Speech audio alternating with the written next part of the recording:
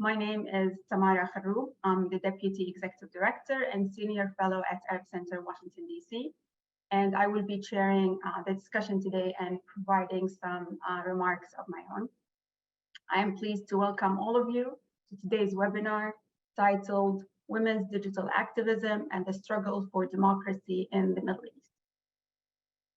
As many of you know, the rapid development of social media tools and communication technologies over the past decade has played a major role in disrupting existing power structures and facilitating the activists' ability to organize, mobilize, and advocate in the struggle for democracy and equal rights.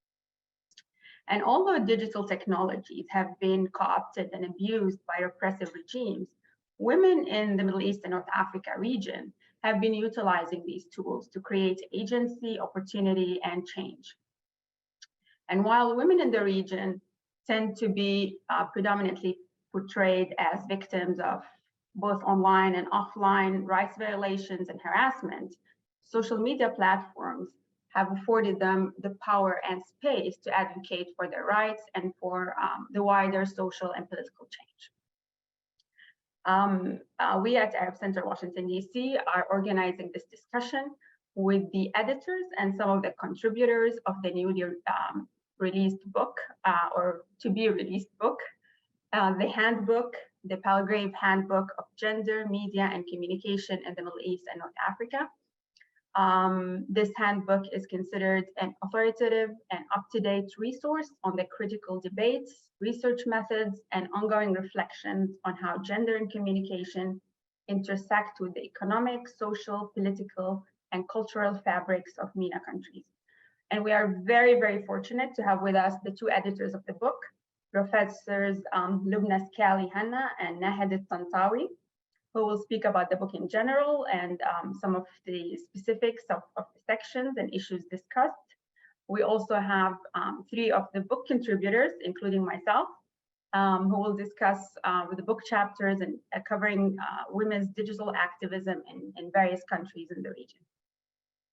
So in the next hour and a half or so, we will discuss women's social media activism and analyze the strategies, the achievements, and challenges that women face in different countries across the region.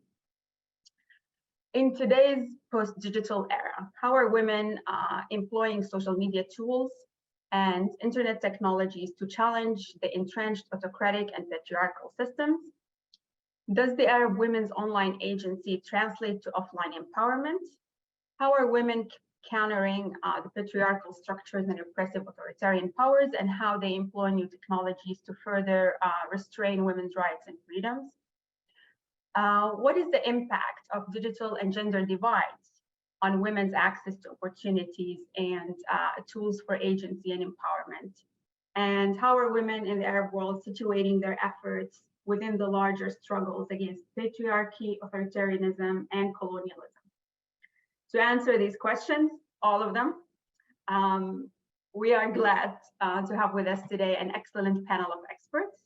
I will introduce them in speaking order.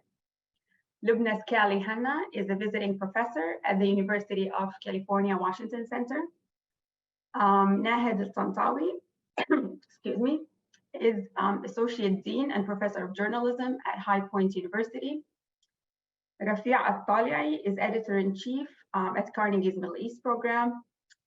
And Ruba Ali Al-Hassani is a Postdoctoral Research Fellow at Lancaster University.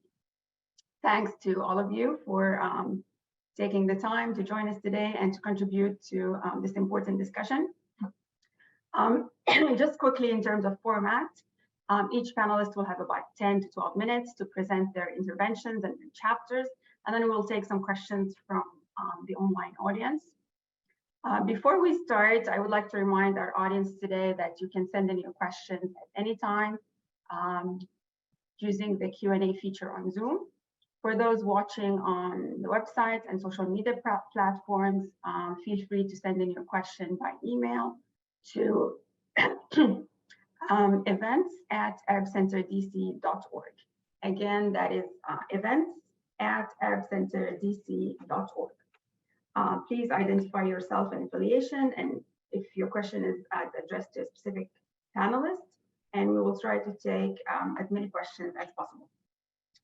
And now, without further ado, we'll start the discussion. And I would like to start with a general introduction and discussion of the book itself with the two editors. The Palgrave Handbook of Gender, Media, and Communication in the Middle East and North Africa is edited again by Loubna, Skalli, Hanna, and Nahed Eltantawy. First off, we have Loubna. Loubna, can you tell us a little bit more about this handbook and how it came about? Thank you, Tamara, for organizing this this meeting. And thank you for hosting us at the Arab Center to launch the forthcoming handbook. This is a great opportunity for us to meet our collaborators as well. So I understand that my job is to answer the 10 questions that Tamara has set forth. All right, so I'm laying out why this handbook, what we are trying to achieve, and what we believe are some of the contributions. So in terms of why the handbook, Nahed and myself started with a number of observations about the Middle East and North Africa in terms of gender, women, media, and communication. And not to belabor, but the observations are the following. Number one, this is a rich, dynamic, changing environment that we are talking about. And within that change of urbanization, increasing education, increasing digitization, increasing all of globalization driven by technologies. So we do see a lot of change, clearly and obviously predating the uprisings of the democratic uprisings of 2011. But despite all of these transformations, we are noticing that change is happening within continuities of resistance and stubborn mechanisms that prevent women and prevent gender relations from, being transformed, but all of these factors that we are talking about. So it is change within continuity and contradictions. On the other hand, the media and information communication ecosystem within the entire region, despite all of the repressive impulses, that ecosystem is changing. There is no doubt about it. And clearly it started well before the uprisings. And the third factor is that there is a dizzying speed of adoption of technologies, particularly by the region's young population. I mean, it's young and old, but because the region is extremely young in terms of population, that adoption means that the young people are at a place we need to understand. And their adoption of technologies also is in terms of them being creative, innovative, and content generators. So they're not just adopting and using blindly, but they're content generators. So we wanted this handbook to be situated within this change and continuity, but at the same time, we wanted to acknowledge and capture the disruptions, capture the empowerment spaces and zones in which women are doing what you introduced, various forms of activism along various axes of issues that are extremely important to the region. So in that sense, we started by broadening and clarifying the terms that we are using throughout the handbook. So we are using women and gender deliberately because transformations that I talked about in terms of modernization, urbanization, technology adoption, all of that, clearly it's transforming the realities of women, of course, along class and along sexual orientation, all of that. But changes in women's realities is transforming gender relations. And acknowledging that allows us to capture the forms of activism and understand their meanings. So we are going beyond simply women, although we do focus on that, but really capturing gender beyond binaries, and we address that.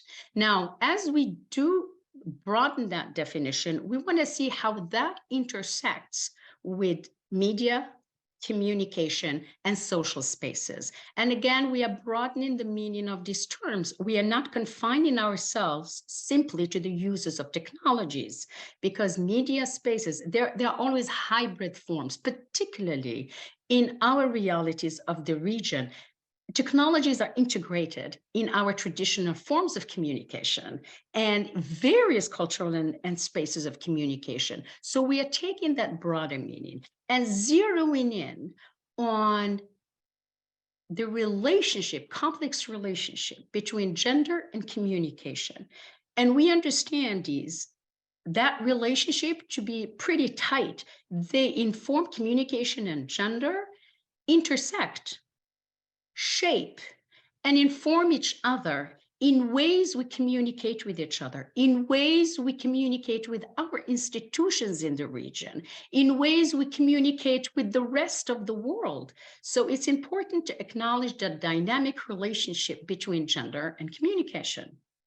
And interestingly, we figured we need to explore this relationship within a number of contexts from the region and go beyond the countries we are all comfortable with, because there is tremendous amount of scholarship on Egypt or Morocco or Jordan. While it's always fascinating to talk about these countries because a lot is happening here, we really wanted the issues and questions we're raising to be explored and examined in context we are less familiar with in terms of scholarship. So we are inclusive in that sense. So we have Oman, we have Yemen, Jordan, Saudi Arabia, Algeria, Iraq. So we really are trying to be inclusive in that sense. Being inclusive in our reflection also means that we wanted the handbook itself to be a space of communication among scholars. What that means is that we wanted both established scholars as well as rising scholars, because the rising scholars are bringing fresh perspectives as well as that young generational consciousness to how we reflect on all of these issues. It also means bringing in different disciplines, research methods, epistemological questions, and that makes the book even richer. Beyond that, so in exploring all of that, what we ended up with is an incredible wealth of case studies and reflections on activism as well as beyond activism. And therefore, we organized the handbook in 6 sections to capture all of these dynamics that we are talking about. And those 6 sections, I'll just go over them very quickly. The first one is how communication and media are used as enablers, but also as accelerators, as well as inhibitors in how we communicate our identities, our sexual identities, and our selfhood. So that would be a chapter that brings in a lot of really fascinating insights.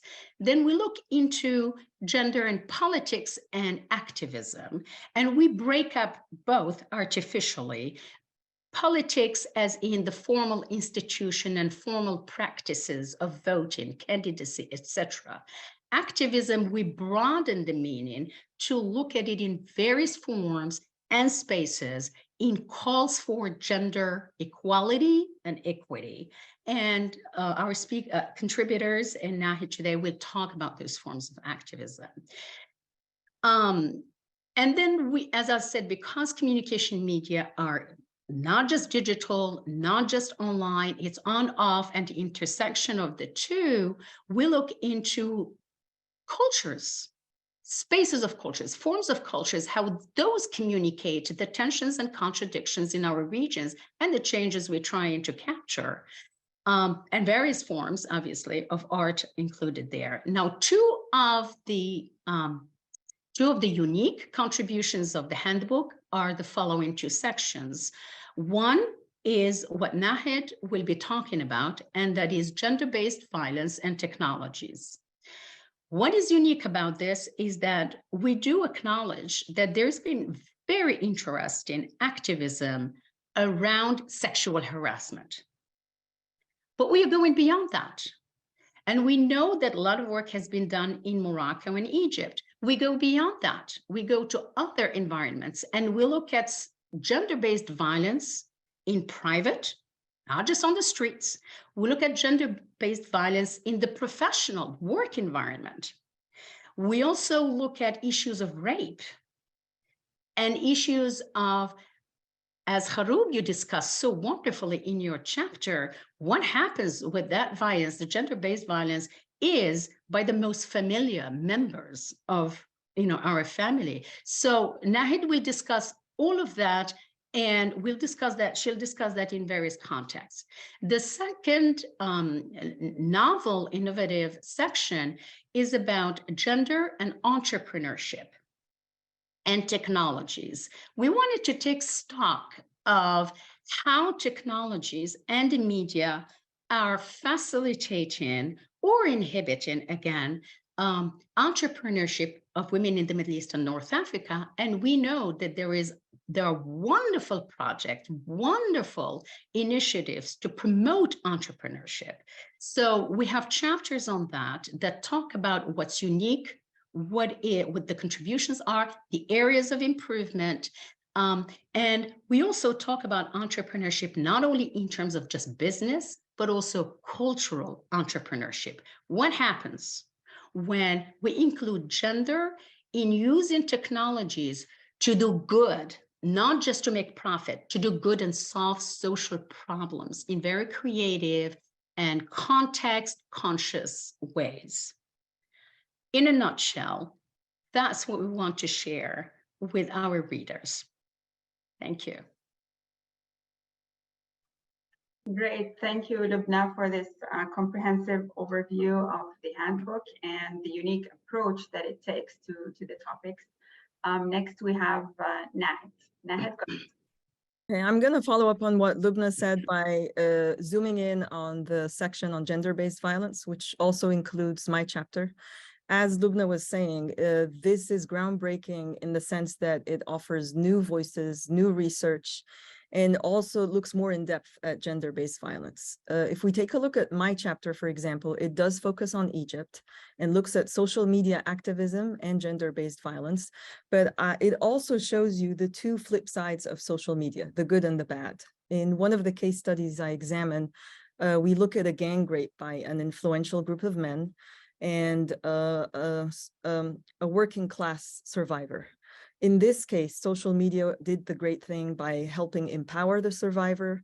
It brought the gang rape case to light. It brought justice. So everything we hoped social media would do, it did. And it went from online to the ground and actually seeking justice and receiving justice. In the other case, however, that I examined, it's a case study about, again, an influential university student. And in this case, he abuses social media, uses it as a tool of violence and extortion to extort women for sexual favors. So we see the flip side here. Another groundbreaking chapter here is one by Laila At-Tayyib, and she focuses on Libya, again, a country that we don't often see covered when we talk about gender-based violence. She examines digital intimacy and violence over the last decade in Libya. And she specifically looks at things like in-app chatting, texting, phone calls and social media video creation, which all became very essential tools during this war time, and especially during war displacement, and also long periods of time where people had to stay indoors, whether it was because of the violence or also because of the pandemic that followed.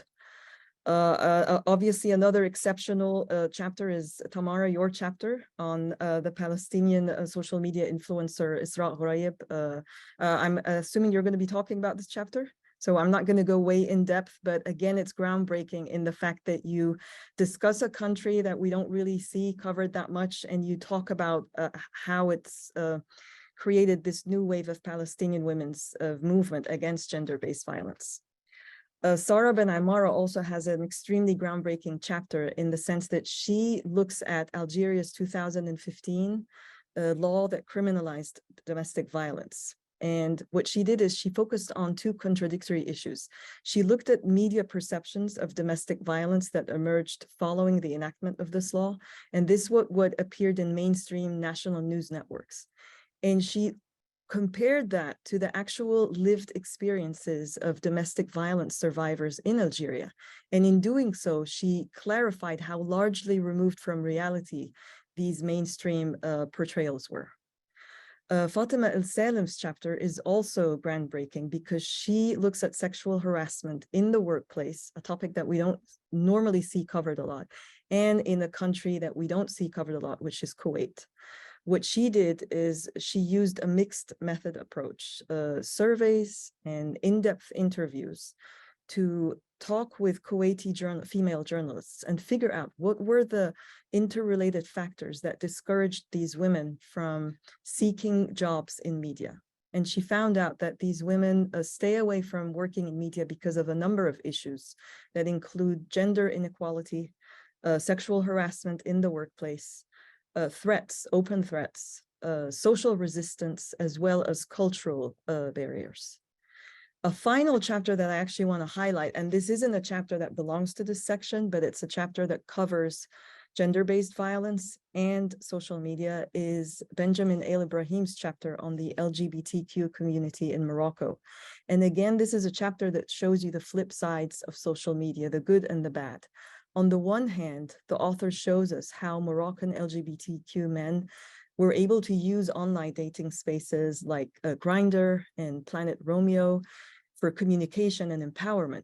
But at the same time, we see how these very same spaces were being abused by homophobics to hunt gay men and other sexual minorities. He specifically narrows it down and looks at an outing campaign that targeted these sexual minorities. And in doing so, he was able to complicate our understanding of safe spaces and these digital intimacies. So again, overall, this section as a whole, just like Loubna had mentioned earlier, is groundbreaking in the sense that we're discussing gender-based violence issues we don't normally discuss and countries that we don't normally address when we even talk about gender-based violence in MENA. Thank you, Nahid, very much. And now we will zoom in a little bit more on specific countries. We will go next to Rafiah, who will talk about Omani women and women in the Gulf navigating political and social. Rafiah, go ahead. Thank you. So I would like to give a little background about myself and why I wrote this chapter. So I am a journalist. I am a trained journalist. I did only journalism all my life, but once upon a time in 2003, I ran for the elections in Oman. And so I am a former candidate for the elections of Majlis al-Shura. So my chapter is about women and the media in Oman navigating social and political powers through the lenses of gender, politics, and communication. My chapter explores how gender is articulated in Omani political media campaigns and examines how the media constructs profiles of women and males versus female candidates, and attempts to shape a framework for the role that media could play in establishing an empowering environment for women to enhance their representation in the national politics. This chapter draws on in-depth interviews with media professionals and female former candidates, and some of them are in Majlis al-Shura. In addition to media content analysis from the Oman newspaper in Arabic, the Oman Observer in English, and social media, basically Twitter. So generally, state media in Oman reflects non-sensitive gender discourses when discussing women's issues, while the media refrains from educating Omanis as to how gender plays a role in public life and politics. The same outlets reaffirm Oman's traditional values and gender roles.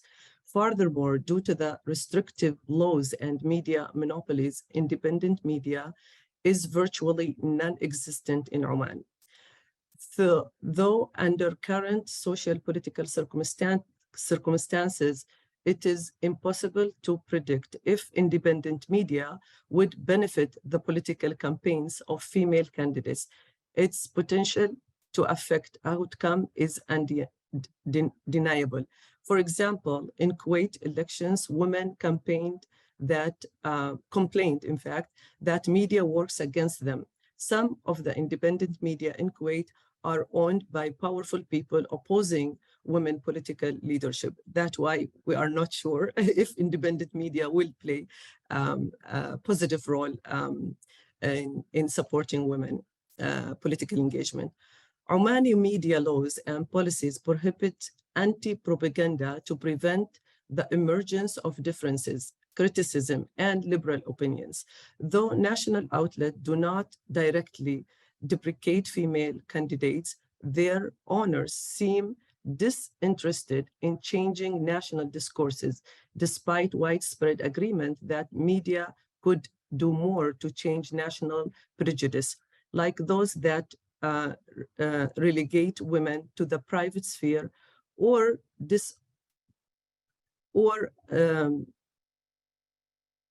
describing or talking about their inability to lead communities or society. And while media outlets may acknowledge that Omani women running for office face gender challenges, the media does not investigate either the social factors themselves or the state's laws and policies compounding these influences, ultimately reinforcing Oman's gender biases in electoral process. So I will jump to the conclusion. So many candidates created, female candidates, Twitter, Facebook, and YouTube account during the election period, and most were active only during the campaign season between July and October 2019. This is the period I studied the content of the media. Both female candidates and media professionals saw using social media as more effective in reaching voters, especially when candidates invested time and effort in these communications. However, some candidates refrained from creating accounts, relying on just direct outreach, means meeting people in person in public places. All candidates interviewed preferred social media over traditional media outlet as a medium because of the platform's freedoms and self-control aspects. However, the candidates noted that though the instant reactions of social media could be an indicator of candidates' popularity, this was not proven true for female candidates because they will be criticized instantly too. An analysis of social media comments demonstrate the articulation of both gender and power relation in Oman's electoral process. Male candidates do not face criticism regarding their appearance, nor their personal behavior or leadership skills, and least of all questioning of their adherence of Islamic teaching. Social media analysis reflects the general assumption that women are less capable of leadership and that voters will require them to represent social values more directly and more than their male counterparts. Oman's traditional media outlets do not play significant role for political campaigns during elections period. according to the rules and instructions of both the Ministries of Interior and Information. The Ministry of Information of Interiors in Oman regulate the elections and supervise it. Media cannot show any biases toward candidates or any group of candidates or directions or candidates. Journalists describe this policy as fair and equal towards all candidates and justify this instruction from the authorities as aimed at leveling the playing field. However, female candidates, recognizing the significance of equal opportunity, see media's impartiality as support for the dominant culture, one that supports male leadership, emphasizes male mentality, and protects the hierarchy of the social patriarchy above all else. Moreover, female candidates suggest that even under current restrictions and limitations, traditional media can engage in more meaningful discussion of women's political participation and gender issues by simply broadening the period to discuss women's issues beyond the elections period.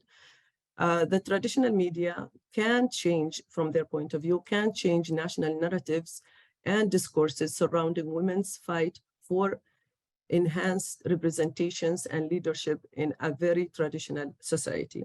Women's campaigns are not inhibited by perceptions or access alone. Rather, female candidates describe tribalism and the use of money in exchange for vote as major factors limiting women's success in electoral bids and influencing the freeness of Oman's elections overall. Interviewees described harsh competition between candidates, perhaps worse for male candidates, as fostering financial and tribal politics in addition to toxic masculinity. However, when male candidates notice a female as a threat, they would weaponize every tool they have in her direction.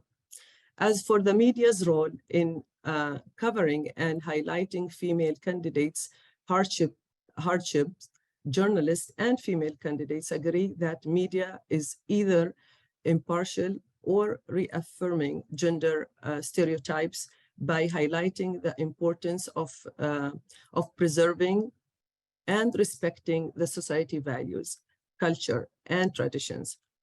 On the contrary, media could play a counterproductive negative role by broadcasting opinions that women alone can fix their problems and overcome challenges. Many articles during that period, election period, would say this is the challenge of women and women alone can fix this. They don't mean the society, men and policies, they are not part of the challenges women face during the election. Oman's media, while encouraging voters to elect women, does not offer convincing reasons or investigate the social constructions that deterring women from seeking leadership positions. However, both journalists and female candidates agree that if media is freed from restricting laws and policies, it could play a significant role in transforming social stereotypes. Even under current circumstances, traditional media can be more productive by setting a long-term agenda to include enhancing women's political participation and leadership while highlighting women's qualifications in other fields. Media, instead of focusing on just male figures as qualified leaders, should challenge Oman's often patriarchal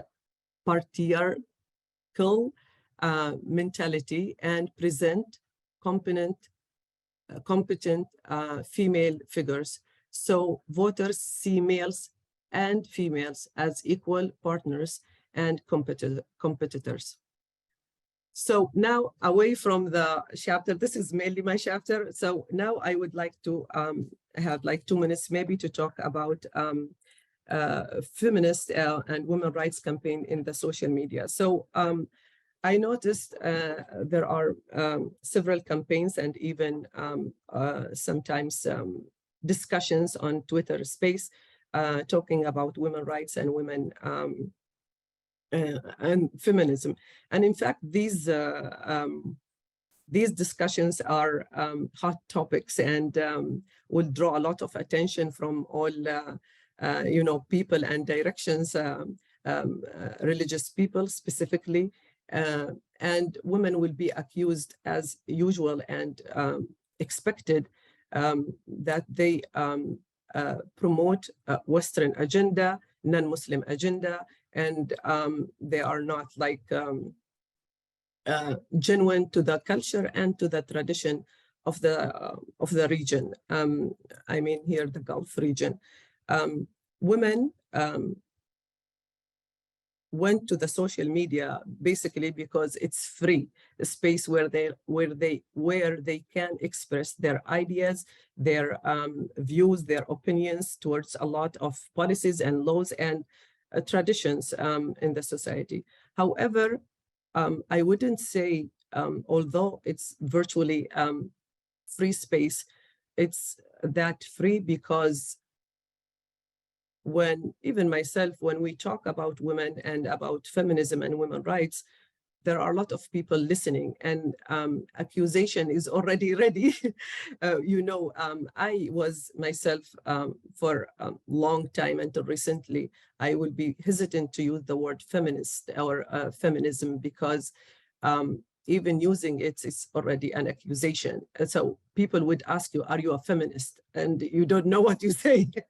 The idea, even when you say, I want just to present issues from female perspective, or I support women's rights, and you will talk only about women's rights agenda, you will stick to it, you will be still accused of being a feminist because you are not promoting an authentic agenda that comes from the society, but it comes from elsewhere. So what I see now, there are two generations in the social media activism. And I am proud to say that younger generations are more courageous and they would speak their mind more than older generation. Like my generation, we were hesitant. There are a lot, not because we are like afraid, but we were, let's put it this way, we were keen to make people understand why we are asking, for promoting for more women's rights and for equality and for fairness. And we needed, a lot of support.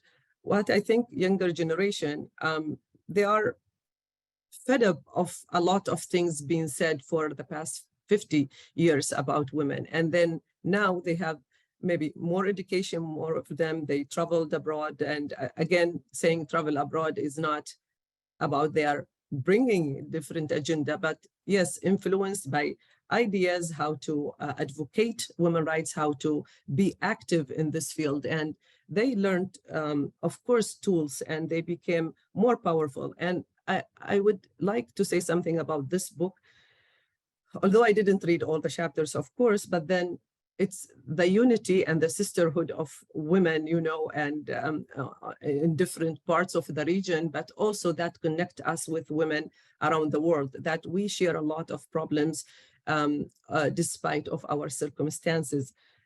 I see now in the Gulf, there are voices, and these voices are loud, and I think they are loud enough, but then we need to see more impact. While these voices are loud and exist and can express, also the other side is, fighting back, and they are fighting back harshly. Some women might withdraw, but I know I have faith on younger generation, because they are not only female, there are also male who support them. And I think this is very important to highlight. When we talk about society, always we don't identify who is the society, films and females. It's always the same people. So if we already half of the society, if we have part of the other half, that will be a lot of empowerment for women. What I think that as women, they need platforms, and these platforms should be existing on the ground in the Gulf. Like in my country, in Oman, so far, If you could wrap up. Yeah, this is the last sentence anyway. Go ahead. For example, there are no organizations existing that where women can belong and can be part of it. All the activism about feminism and women's rights is online at the moment. And I think it would help a lot if there are existing organizations that focuses only on women's rights and women activism. Thank you. Thank you, Rafiah. You certainly presented some of the achievements and some major challenges that those groups still face in the region. Before we move on to the next panelist, I would like to remind our audience that you can send in your questions through the Q&A feature on Zoom or to events@arabcenterdc.org by email. Please send in your questions whenever you have any during the discussion. Next, we have Ruba Al-Hassani, who will talk about the patriarchal structures of the Iraqi revolution and Iraq's Tishrin movement. Ruba, sorry, go ahead. You are as in one panel.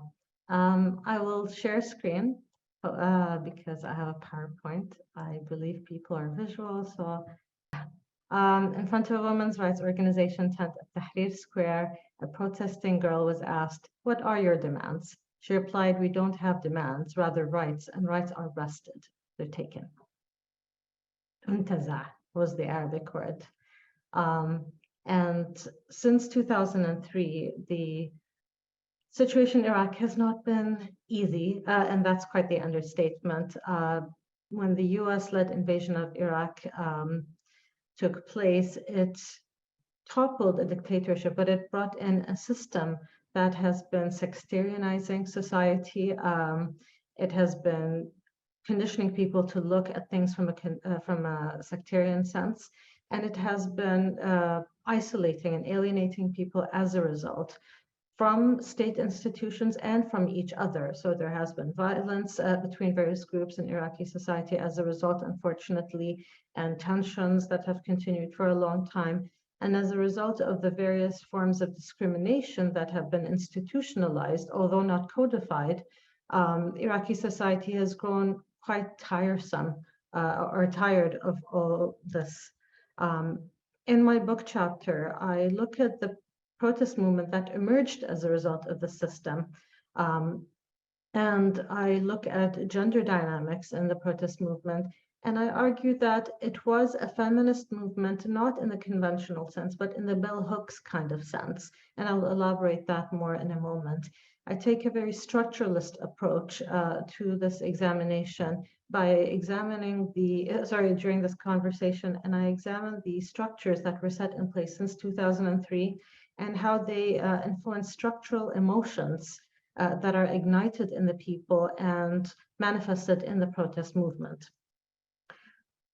So in terms of structure, I'm trying to minimize my screen. I'm not sure how to do that. There we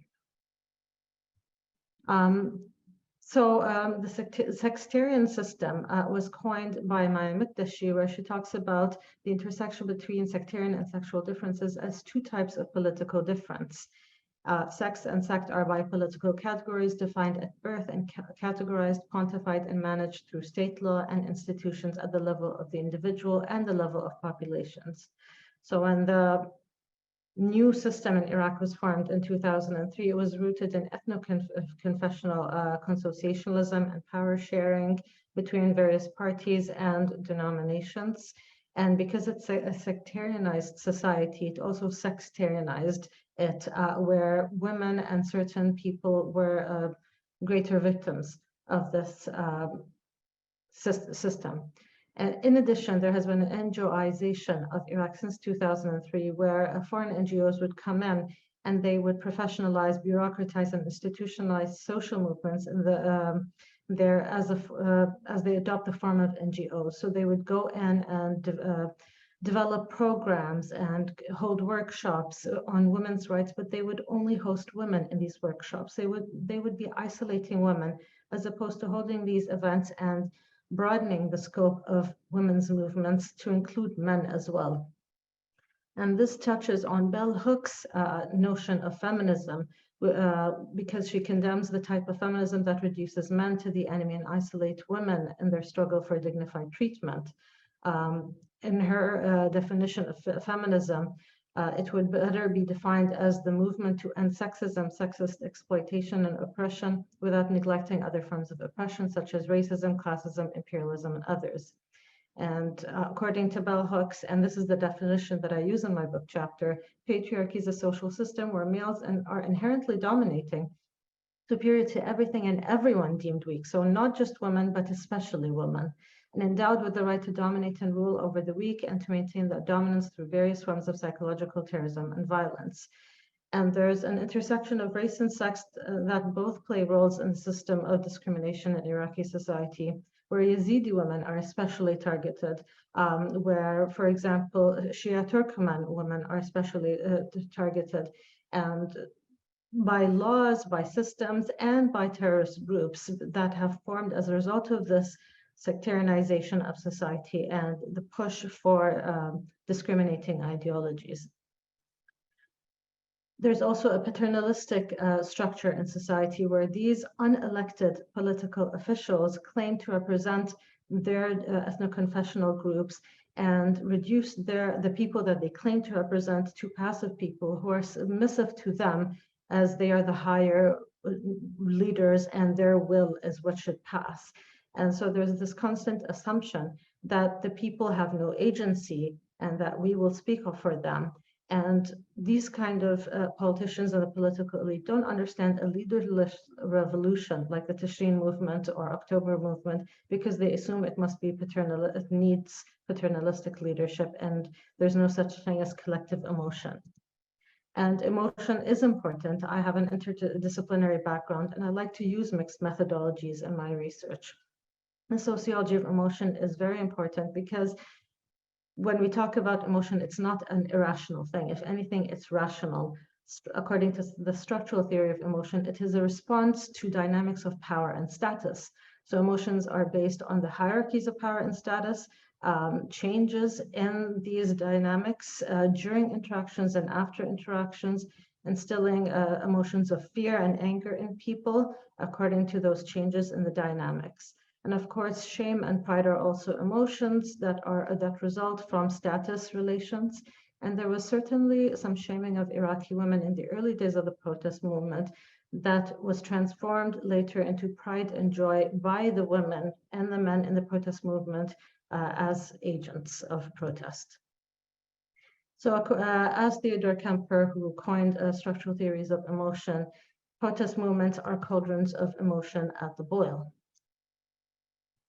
And in 2019, October 2019, hence the name Tishreen movement, Iraqis went out to the streets and protested by large numbers. This was a culmination of grassroots mobilization over the past, almost 20 years. So it was coming, it was expected, and it did take place. People protested through various parts of the country in large spaces such as Tahrir Square, as you can see here in the image, and in Haboubi Square and Nasiriyah, and many other public squares throughout the country.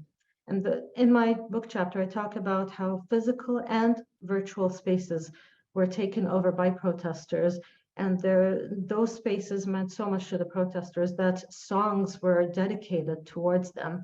And there's a famous song that became an anthem of the protest movement, which talks about the space between al-Jisr wa Saha, the bridge and the square, where people were protesting. And it's an emotion that actually ignites a lot of emotion in people when they hear it, because it reminds them of the early days of the protest movement. It reminds them of what they collectively went through, and it reminds them of the potential of what can take place. In this protest movement, I like to refer to two banners in this screen always when I talk about Tishreen, because they really summarize things. On the top left-hand side, there's a banner that says, "We were born during your wars. Our childhood was spent during your terrorism. Our youth was spent during your sectarianism. And our early adulthood was spent during your corruption. We are the generation of the stolen dream and of premature aging." And on the bottom left-hand side, we see a banner at Tahrir Tunnel saying, "By the order of the people, the words Sunni, Shia, Christian are banned from use around here." So this was a protest movement that was anti-patriarchal structures that aimed to oppress everyone collectively, but, you know, particularly victimize women and girls because they're sectarianism as opposed to just sectarianism. And there was also a loud demand to separate religion from state and the manipulation of religion to further certain causes. And there was also a vocalization by men and women in the protest movement against foreign meddling, whether it was by Iran or the US or any other foreign party. The revolution was female heart and soul, as many have said. Women made up the backbone of the protest movement, as well as university and high school students. So, let alone being a person with intersectional identities, such a woman student. And they were portrayed in the artwork emerging from the protest movement. There was a lot of defiance to attempts to shame them into joining the protest movement. And they faced much support from the men in the protest movement, inviting them to not just join the protest, but to lead them. And there's a song that came out calling on women, telling her, "Your voice is not something to be ashamed about. Come up here, climb up this tall building and scream with your loudest voice, Thawra, revolution." And of course, because of every attempt to mobilize, there's counter-mobilization. And there were attempts to assassinate the characters of the protesters, especially women, and trying to push them back home instead of out in the public street. For the first time in a long time, women were taking up public spaces, and they were very proud in doing so. Among the online and offline attempts to support women in the protest movement, trying to move this. There is a slogan, "Sawtash Maftah Likul Thawra," your voice is the key to every revolution. And there were other slogans and hashtags that were shared both online and offline that talked to women, telling them, "You beautify the revolution." And there is no difference between boys and girls, men and women. So this engagement was both in the cyberspace and in the physical space. And there was, in my book chapter, I talk a lot about art and its use in the expression of emotion against these patriarchal systems and paternalistic systems. And I guess you have to read my book chapter to know more about that, but more about the cyberspace. That after COVID hit and there was a lot of physical violence against protesters that escalated, much of the mobilization moved online, and it continues till this day. The protest movement is not over, it just moved to a different sphere. And women activists hit the ground running with hashtag campaigns calling for the repeal of unjust laws that violate women and children's rights, and calling for the ratification of laws that would protect women and children's rights, as well as a hashtag campaign calling for the release of Yazidi women who are still in ISIS control. Again, with every mobilization, there is counter-mobilization. Armed groups in Iraq and state forces in Iraq targeted protesters and activists, especially women, because they fueled the revolution, they fueled the movement. And among the most prominent women who were assassinated was Rafiah Al Talei in Basra. And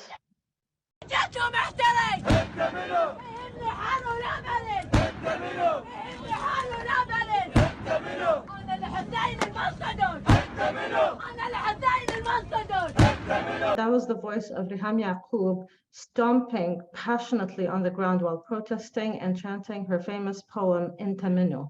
And in this poem, she taunts the political elite and armed groups by asking them, Inta minu, who are you? I am the real revolutionary. I am the true Iraqi. I'm the one who looks after Iraqi interests. I'm the one who's passionate and loyal and care a lot. Inta minu, who are you? And even though she has been assassinated, her words have not died. Till this day, they are used both online and offline to taunt politicians and armed groups in Iraq. Inta minu. Thank you. Thank you, Ruba, for this very enlightening presentation. And now I will discuss a little bit my chapter, which focuses on Palestinian women's rights activism, specifically against gender-based violence, but also in the context of colonialism and military occupation, given the Palestinian context. I will, in my intervention, I will address three main issues. The first, I will start with the Palestinian women's movement in general, just as a background. Second, I will discuss social media activism and the advantages afforded by digital technologies in this realm. And finally, I will talk about some of the shortcomings and challenges facing Palestinian women's rights activism when it comes to social media tools. In my presentation today, I will draw from one prominent example, which is of the women's online movement, Tal'at, and I will use it to analyze how media, gendered spaces, and politics intersect to achieve social and political change. So briefly, Tal'at is a Palestinian feminist movement which was triggered by the proliferation of gender-based violence, and it was launched after the killing of the young woman Isra Ghraib in 2019 by her family members. The name of this movement, Tal'at, translates to women stepping out, and I will talk more about this, and I will be coming back to it and use it as an example throughout my presentation, and specifically also the story of this young woman, Isra Ghraib, that triggered this movement. The first point I want to make is that Palestinian women's rights movements cannot be separated from the Palestinian national struggle for liberation and independence. Since its inception, the Palestinian women's movement has had to confront the realities of colonialization and military occupation. And so as a result, it has drawn its legitimacy as a movement from carefully balancing between feminism and nationalism in parallel at the same time. So if we look at the first Palestinian Women's Union, which was created in 1921 in Jerusalem, which was more than a century ago, this group or this movement became instrumental in mobilizing against the British mandate and the creation of a Jewish state in Palestine. And these women's groups continued to be at the forefront of the national movement, while at the same time emphasizing their feminist agenda. And this continued until at least the 1948, when the Nakba happened in 1967, the Naksa, and these events, which resulted in the dispossession of the Palestinians and the fragmentation of Palestinian society, forced Palestinian women's movements to turn into charitable relief and aid work in order to address the needs of a displaced population. In addition, we had a wide-ranging destruction of Palestinian political, economic, and cultural infrastructure, which forced various segments of the Palestinian society to be part of the Palestinian institutional life. There was a need to provide services to the people, and that's when we saw the proliferation of popular committees. We had youth committees, students committees, worker committees, and specifically women's committees, which asserted the importance of women's rights in conjunction with the political and national agenda. And these women's committees played a central role in the 1987 First Intifada. However, with the creation of the Palestinian National Authority in the post-Oslo period in the 1990s, this led to the monopolization of power by the PNA, the Palestinian National Authority, and in turn, it reduced women's activism into specialized work and led to what is labeled the NGOization. And Ruba referred to that a little bit, which from NGOs, the NGOization of women's movements, which served to de-link women's activism from the political agenda and the political process, and it limited their scope and their impact. And here I want to go back to this online movement that I mentioned, Talat, to demonstrate this point. Talat was founded in this context of reducing women's activism. And the Talat movement slogan is actually, and I quote here, "There is no free homeland without free women." This linking between the women's agenda and the political liberation agenda. And their Facebook page is called "Free Women Equals Free Homeland." And here we see again women's rights activism and movements. The founders of this group insist on situating the women's rights activism within the larger struggle for independence and national liberation. And the founders of Talat explain that their movement is based on the foundations of emancipatory politics, where patriarchal violence and repression are perceived in connection with colonial violence and oppression. The second point I want to make here is just talk a little bit more about the advantages afforded by social media and internet tools and technologies. I think we all know that the role of social media and activist movement has been well documented, including its benefits and limitations. We look at Palestinian women in particular, they have been able to utilize the cyberspace to overcome patriarchal norms, political oppression, and geographical fragmentation that of the Palestinian population. Here I will just discuss two ways in which social media tools enable women's activism in particular. One is to provide an alternative space for action, and two, to provide transnational avenues for informal justice. First, a space for action can be defined as a space in which women operate with agency and freedom. As many of us might know, patriarchal norms have always demarcated public and private spaces, and this has been mentioned already, the gendered classifications of the public versus the private. I think a couple of people mentioned that today at this webinar. So women are traditionally confined to the private space, whereas the public space is historically considered a male arena, and women's visibility, access, and opportunities are constrained in the public spaces.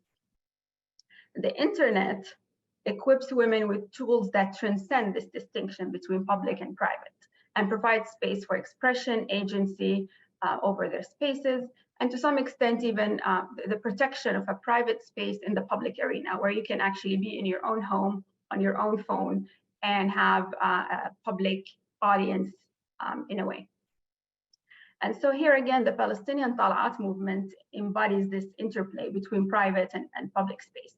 The word itself, Talat, is very significant here. It translates to women stepping out, or women going out on the streets. And as such, the Talat movement was designed to operate beyond the online sphere. It's calling on Palestinian women and men, but specifically women, to step out on the street and take agency over the public space. And through this name, it challenges the traditional construction of the gendered public sphere. The group's first activity was actually in September 2019, and they organized protests online that ended up gathering thousands of protesters, both men and women, on the streets of 12 cities in Palestine and beyond to protest against gender-based violence in Palestine. The second tool provided by Internet and Communication Technologies is to provide a transnational geolinguistic space for women's movements to operate and provide avenues for informal justice. And here, the media ecosystem in the Arab world is unique, and that is a transnational market with a large geolinguistic region that includes more than 450 million people across 22 countries in the Middle East and North Africa who predominantly speak Arabic. And of course, there are other ethnicities and languages, but the predominant language, or the official language that most people speak, is Arabic. And here we saw how the story of this young woman who was killed by her family, Isra Ghraib, the story transpired online before a large transnational Arabic-speaking audience. And this community became important actors in the case. Arab media users and even celebrities took the role of investigative reporters, analyzing and scrutinizing every video, every post, every image, every audio recording, statement, interview, and they followed along as the story unraveled online. And for those of you who don't know, this is the story of Isra Gharib or Gharib is interesting because it started online by her posting an Instagram post with her soon-to-be fiance, and it continued to play out online on social media with, she was posting conversations, phone calls she received. She was posting pictures from the hospital after she was beaten. Workers at the hospital were taking videos and audio recordings and posting them online. And her family members were doing media interviews online, defending themselves. And so the story was actually unraveling in real time on social media in the Arabic language cybersphere. And in this sense, activists across the region rapidly spread her story, presented arguments, expressed anger at the government inaction. They named and shamed those responsible, and they continued to mount public pressure on the Palestinian Authority. And here, I think, and that's my main point here, is that the Arab digital sphere became a platform for solidarity and informal justice as an alternative to the failed formal justice system. And this ultimately brought women's issues to the public agenda. It's not just reduced and relegated to a women's space or a women's arena. It became a public political issue and increased the likelihood of effecting change. And it actually did result in the Palestinian Authority taking more action and holding those responsible to account. Finally, I just have to mention this in a way. And my third and final point is that the digital space has its limitations. Online spaces often mirror the structural inequalities and patriarchal systems that we see offline and in general. And so while the internet and social networking sites and tools may have revolutionized Arab women's struggle and expanded their space for action and agency, they're also subject to existing structural inequalities. And here there are multiple levels of inequalities that we can talk about. The digital divide, patriarchal norms, authoritarian powers, colonial hegemonic dynamics, and so on. Digital divide, specifically the gender digital divide, leaves already marginalized women and rural populations excluded from the benefits and opportunities offered by internet and communication technologies. In addition to this divide, there's, and it's been mentioned before, cyber violence and cyber patriarchy, online harassment, extortion, blackmail, restrictions, and so on. And there's also what is known as digital authoritarianism and repression, which could be in the form of censorship, surveillance, criminalization of online speech, political influence operations, etc. And so we have to really keep that in mind when talking about what the media ecosystem can provide for these movements.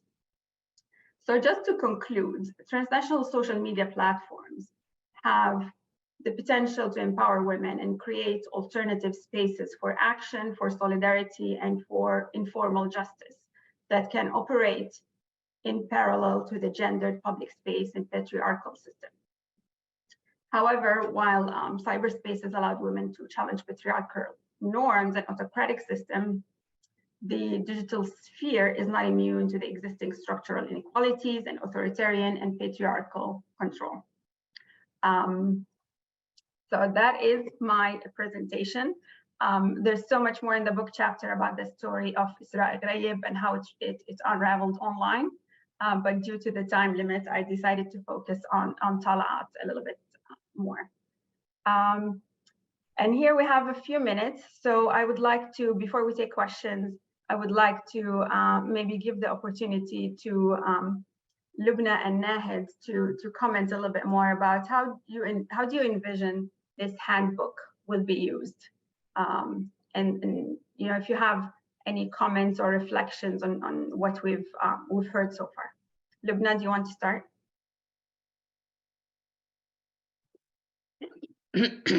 Thank you. Thank you to all of you for these insights. So how do we want the handbook to be used? In a number of ways, as a resource to students, to scholars, to all those professionals who work on the Middle East, all those who want to get a multi-layered understanding of the realities, the complex realities of women, the realities of how gender is lived, talked about, performed in various spaces. And I very much appreciate what the last notes, Tamara, that you made about the need to contextualize the technologies within the realities, the political, economic, social, cultural, ethnic, and what have you, realities of the region. And that's precisely what we do in the book. And one of the goals is that we're not going to take the potential of the technologies and run away with them as that is the only tool of liberation. What we really love about every contributor, and we've heard that today from all of you, it's much more complicated than we're going to take to the streets, we're going to organize online, and by magic, our lives are going to change. It's happened nowhere in the world that way. Change and progress are not linear. Technology is not free from constraints and power struggles. And therefore, we really hope our reader understands we have captured movement, moments in time in various countries, moments that have both the promise but the continued struggles and frustrations. And we hope we have complicated how the contribution of technologies could be in these realities, in the sense that they are, in some sense, liberating certain tongues on certain topics, liberating certain action, but they've also enhanced vulnerabilities. So it's a resource and it's a platform not to bring in full answers, but to also ask further questions and continue the dialogue and the research. That's all I have to say. That's great. Thank you, Loubna. Nahed, would you like to add something? Similar to what Loubna said, I just hope to see the book benefit academics, non-academics, students, maybe even media professionals, anyone who's interested in seeing or learning more about contemporary gender challenges in the MENA region, anyone who's interested in moving beyond, you know, the 2011 Arab uprisings to see the current realities, contemporary realities, how social media is used and also abused. Anyone who's interested in learning more about the interconnected challenges that we face in MENA, and also the individual challenges that relate to gender within each individual country. I hope that it's useful to anyone interested in any of these issues. I personally teach a course on global media representation of women, and I see a lot of these chapters would be very valid and very relevant to what we study, because we cover a wide range of areas around the world and issues and challenges that relate to gender and media. So hopefully it will be beneficial in the classroom and outside the classroom. Thank you, Nahed. And next, there's a question for Ruba here about the Tishreen uprisings. The question says the hegemony of sectarian parties prevented seeing real reform taking place. And so I also wanted to follow up on that and ask you, following your presentation, seeing, this great mobilization by both men and women who are challenging the entrenched traditional sectarian structures. Has there been any tangible policy change or change on the ground? Thank you for the questions. So the Tishrin, as Loubna pointed out just a moment ago, that protest movements don't bring about sudden change or instant change. They're not linear. Revolutions can take, 10 years long. It depends on the obstacles in their way. And in a country like Iraq, which is already set back in many, many ways because of a former dictatorship, because of an invasion, because of terrorism in the early days post-2003 and much later, we've had Al-Qaeda and Daesh and many others. Iraq has not had it easy. So to bring about instant change is just to be overly optimistic. I'm a cynic, but I also try to be optimistic. And I wrote this chapter with optimism in mind. But at the same time, and I just finished writing another chapter that talks about protesters in the Tishrin movement as living constitutions, as people pushing for legislative change and continuing to do that. And I briefly touched that on my presentation today about the hashtag campaigns calling for the repeal of certain laws, for the enforcement of others. And there are no instant reforms as a result of this protest movement. The most instant one was the resignation of Adel Abdel Mahdi, who was the prime minister at the time, who used quite a lot of violence against protesters and tried to enforce an internet blackout, which speaks to the importance of digital media. And the protesters were very creative in bypassing that blackout, connecting with their counterparts in the Kurdish region who helped bring out their word. And I was actually part of this, which explains my positionality. I was also connected with a network of bloggers in Iraq, sharing stories, verified stories from them with journalists outside Iraq. So there was constant attempts to push for the stories to be heard. Other than Abdul Mahdi's resignation, the electoral law was also amended as a result of the protest movement. Sadly, however, if you are in touch with Iraqi news, the current parliament is trying to change the electoral law once again against the people's will. So while there was some reform initially, and it allowed new political parties from Tishrin to win a few seats in parliament 2 years ago because of that electoral amendment. Now we're facing changes to against the people's wishes. So there will always be resilience on the end of the political elite who insist on sticking around and maintaining their power. But I like to think that the protest movement is not over. There's still mobilization online and offline. There's still intellectual conversation. It's not just going out in the streets, it's awareness promotion, and people are growing more aware and more demanding and more aware of what they should and should not demand at a particular point. As opposed to a bill that Abdul Wahab mentioned in his question, it's called the Jafari law, but it's actually not a law, it's a bill, a draft bill.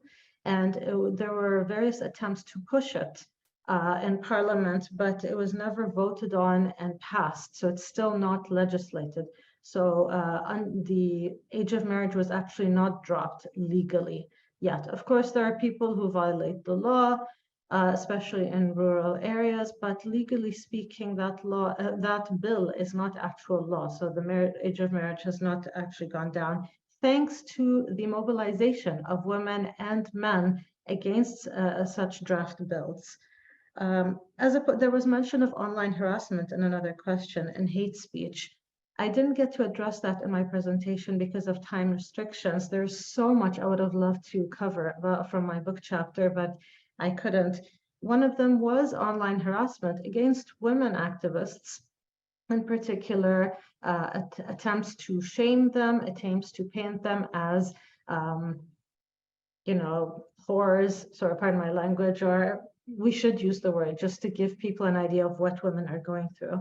And they have faced physical violence, online threats. And so social media has been a double-edged sword. It's good in the sense that it's a platform for people to mobilize and to bring people together, like Iraqis in the diaspora joined people in Iraq. And there is a transnational organization called End Impunity. One of the many demands of the protest movement is to end the culture of impunity. But the social media has also been a tool for armed groups to issue death threats quite openly against activists and act upon those death threats or encourage violence against protesters. And it has happened. People like Muqtada Sadr in Iraq have used social media openly to promote violence against protesters. So it's not a rosy picture. And I hope I'm not painting a rosy picture in my book chapter, in my work. But I do like to talk about both the good and the bad. And I do that in various other research projects that I have going on. But if we read this handbook and read these chapters that talk about important issues, that's the first step. And then the more we research, the more we write, the more we promote awareness about what's happening and support these movements that are powerful and so important. Thank you, Ruba. And you mentioned the question about online harassment, and I want to turn that to Rafiah as well, because the question also asks about the online harassment, harmful speech, and disinformation against women, particularly female candidates and activists. If you could talk a little bit more about your experience and your research on political candidates and the type of harassment they face, and what are the techniques that you, Rafiah, or anybody else would recommend that people have found successful in creating a safer and a more open online environment? So I will give an example of one candidate who ran in 2019, and she wasn't wearing hijab. And she used mainly a social media campaign, like online campaign. It was very successful. Everyone basically who followed her admired her effort to educate people about elections, about the constitution, and the importance of people practicing their citizenship, rights, and go and vote. She is herself a lawyer, and she was one of the figures in Oman Arab Spring in 2011, 2012. She was herself was in jail for 6 months for her activism. So she was kind of popular person. So she ran for the elections. Unfortunately, she didn't win. And then, so two things. About her campaign, although it was very successful, and she said, I ran for the elections to educate people mainly, but then winning wasn't in her mind. I interviewed her, and but then she said, I felt it's my right to think about winning. But then when she was progressing, there was this fight against her. People started to focus on one thing, that she is not wearing hijab, okay?